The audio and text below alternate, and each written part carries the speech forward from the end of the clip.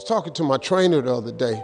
We were working out in my backyard, man, and I sat down on the wall and I said, man, I'm struggling today. This is hard. My trainer's a younger guy. And he said, what do you mean? I said, man, this workout is hard. He said, no, man, this is hard. He said, how you came from a poor kid in the projects to this house you got in this neighborhood and the TV star, he said, that's hard. And I had to catch myself because working out ain't near as hard as the struggle to get where you want. Everybody in this room wants two things. Everybody wants to be successful and everybody wants to be happy. I'm gonna tell you something about that happiness and success is available for every last one of you. But I'm gonna tell you what you're gonna have to do. You're gonna change your mindset.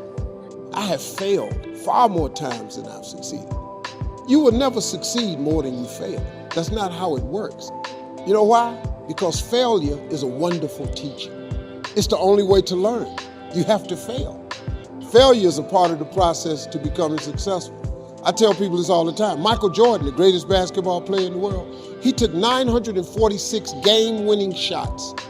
946 times since he was in high school, the ball has been in his hand to take the game-winning shot with no time on the clock. He has only made 146 of those. He has missed over 700 times, but he has made 146. You know what they write about? When you make it. They write about when you make it. So guess what? When you get through failing, all you got to do is make one. Stress is necessary. So you got to be willing to go get it every day. There's a story my father told me all the time. Now, I've heard it several different ways, but I'm just telling you the way my daddy gave it to me. He said, son, he said, every morning on the plains of the eastern Serengeti Desert, there arises a gazelle that realizes that he must run faster than the fastest lion, or he will be eaten and he will die that day. On that same desert arises in the morning a lion that realizes that he must run faster than the fastest gazelle, or he will starve and he will die that day.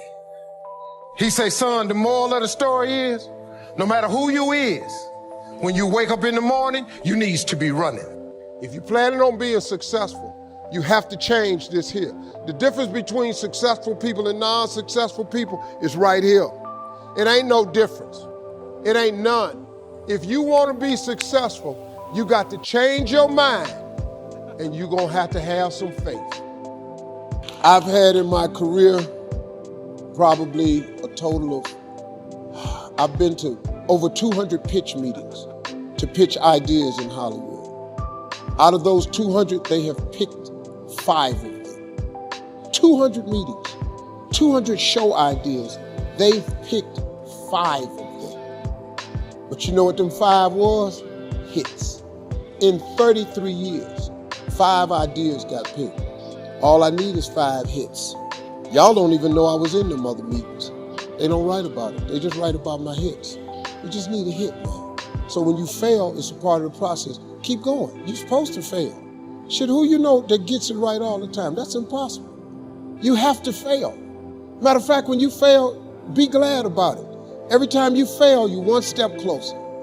So every time you fail, say, whew, got that out the way. Go to the next one. Fail again, okay, I got 2 out the way. What's gonna happen is if you just keep swinging, you're gonna get a hit. Through all the things I've gone through in my life, I had a lot of downs. How did I keep the faith? What he taught me was a work ethic of how to work. In order to get to where you want to go, you got to put yourself under some stress, though. See, stress is necessary. See, I'm a seed. I really am. But a seed has to be planted. A seed got to have dirt put on top of it. If you take a seed and throw it on the concrete and walk off, the sun just burn it up. But guess what? Logically, in my mind, it doesn't make sense that to grow something, you should dig a hole, put it down in there, and cover it with dirt. Logically, that don't make no sense to me. But oh, though. See, dirt is necessary for growth and development. The first way to get focus is to find purpose. The way to find purpose is you must identify what it is that you have to be purposeful in. Right when you are struggling with what to do, who you are, what's your next move, you are in an identity crisis. You are struggling with just who you are. See, you have not discovered who you are.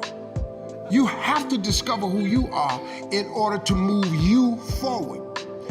If no one ever gave you the directions, let me just say something. When you get up in the morning, you go get in the car or you walk out your door, you have a destination in mind. If you go outside with no destination, what do? You wander around.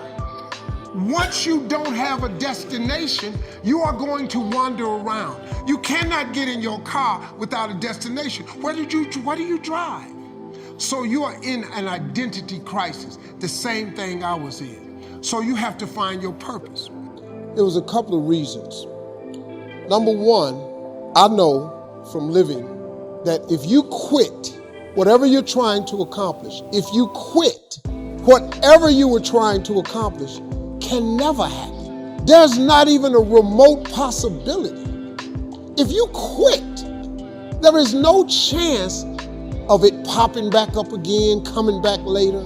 Quitting is guaranteed failure. Now, when you're trying, you're going to fail. But quitting, just stopping, that was the number one thing I understood.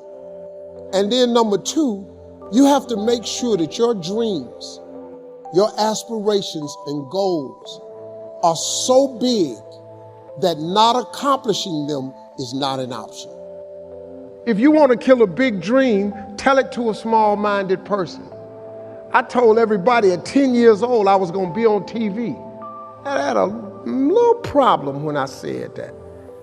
I had a severe stuttering problem. I could not talk outside of my house. I went to school, church, anywhere. I locked up. I couldn't go to the store. I just stuttered profusely, man. And to prevent what you've passed from coming up on you again. That's all the rearview mirror is for. The windshield is your future. It's where you're going. It's where you're headed. I hope you all picked up this today. And think about that, how that affects your life. If you got someone who you feel has wronged you and you carrying that, that's like a cancer. And all it's doing is eating away at you. Do you know how many people I've had to forgive that have never asked me for forgiveness? You know how many people I just let go so I could just go where God had for me? Because I just ain't had no more time to spend no more time thinking about that. Let that be a lesson to you. You know what my father told me a long time ago? He said, son, when a fool is talking, listen very carefully. Because listening to a fool is important. Because knowing what not to do is just as important as knowing what to do. Look, man, if you got something that's been bothering you in your life, get past it. I've always known this, but somebody told me something one time about forgiveness. Forgiveness is not for the other person. Forgiveness is you. See, your unwillingness to forgive another person is like you sipping the poison, waiting on them to die. You can't sip the poison of unforgiveness and expect them to die. Forgiveness is for you.